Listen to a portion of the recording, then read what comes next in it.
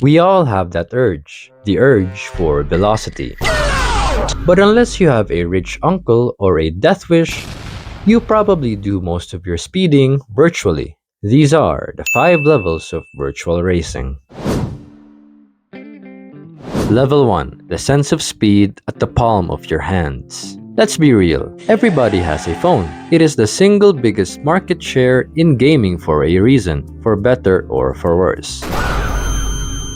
It's the ultimate gateway drug. Phones are kinda good for racing. If you use gyro controls, which is tilting the phone, you actually have something level 2 doesn't. Analog steering. The more you tilt, the more it turns. It's pretty intuitive, even if your hands get sweaty and your battery dies in 30 minutes. I love phone racing.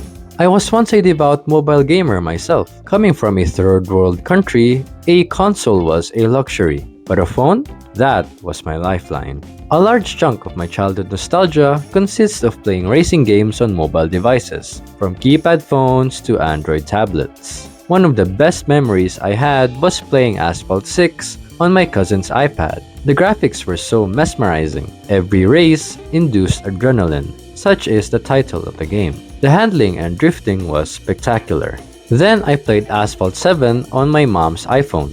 The biggest dream come true moment for kid me was finally getting my own Android tablet. And by this time, Asphalt 8 was at its peak. Bro, it is such a vivid memory for me. Drifting in Nevada, going airborne, flat spinning on the Alps, and weaving through French Guiana. This was my gateway to the world of virtual racing. Level 2. The keyboard. 1 step forward, 2 steps back. Technically, you've upgraded. You're on a PC now. Better graphics, higher frame rates, access to better games like Forza, and Need for Speed. Well, Need for Speed is also on mobile, but it's low-key not as good as Asphalt. Anyways, these are goated games, but the level of input, it's a disaster. A keyboard is binary. A key is either pressed or it isn't. There is no half throttle. You are either idling or you are flooring it. You are either going perfectly straight or you are turning hard left or right. There is no middle or halfway point. To drive smoothly, you have to spam the key 50 times in 1 second just to drift a corner. Honestly, driving on a keyboard is not it. The only game I can tolerate with this setup is GTA. And that's mostly because I need to get out of the car and shoot someone 5 seconds later. If you want precision on a PC without spending money, you have to get weird. Level 3. The mouse. You're crazy if you do this, but crazy equals genius. Because unlike the keyboard, a mouse is analog. It offers granular, buttery smooth precision. It's the same method you use to click heads in first-person shooter games, repurposed to make your car hit the apex of a turn. There is literally a cult of mouse steerers in games like Assetto Corsa who are terrifyingly fast. It feels weird, it looks weird, but if you can't afford the next level, this is the poor man's scalpel. Absolute precision, zero cost. There's just one massive problem. In a real car, when you let go of the steering wheel, it centers itself. On a mouse, it stays where you left it. You have to manually drag the mouse back to what you think is the center. You lose that tactile connection to the car's straight line. It's precise, but it feels like you're driving a spaceship, not a car. Level 4. The controller. The sense of speed from the comfort of your couch. This is the standard, the premium medium. It is the epitome of gaming because it's optimized for this one and only reason, video games. Man, I remember playing Mario Kart on the Wii back in the day. I grew up without consoles, so I only get to play when I visited my cousins during school vacation. We were flailing those Wii remotes like maniacs. It was barely simulation, but it was peak arcade joy. And that's what level 4 is all about. It just works. The joysticks give you that continuous steering input, and crucially, they snap back at the center when you let it go, mimicking the self-aligning torque of a real car. But the real game changer here isn't just the joystick, it's the triggers. For the first time, on top of analog steering, you also have analog throttle and brake. You can feather the gas. You can trail brake. Plus, with haptic feedback, you get tiny vibrations that corresponds to what the car is doing. Level 5.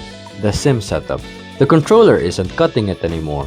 You don't just want to play the game, you want to feel it on your limbs. This is where the hobby turns into a lifestyle. It's not just about steering, it's about force feedback. This is the part where the wheel actually fights you like in real life. It tells you when the tires are slipping, when the weight transfers, when you hit a curb.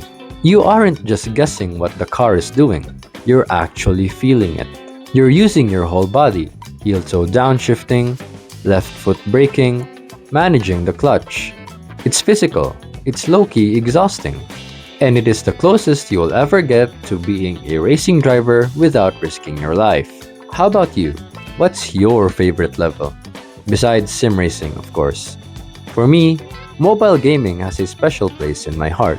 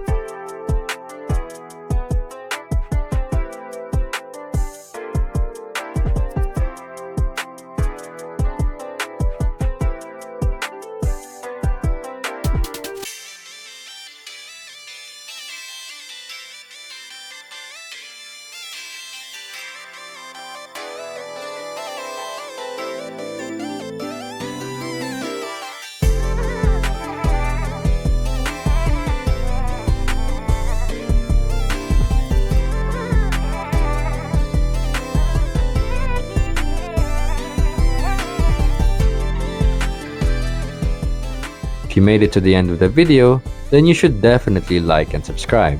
The sim setup isn't just one level, it's a whole new ladder. There is a massive difference between a plastic wheel clamped to a desk and a full direct drive cockpit. If you're ready to graduate from level 5 and see how deep the rabbit hole really goes, then you need to watch this video right here. Take care, and I'll see you down in the comments.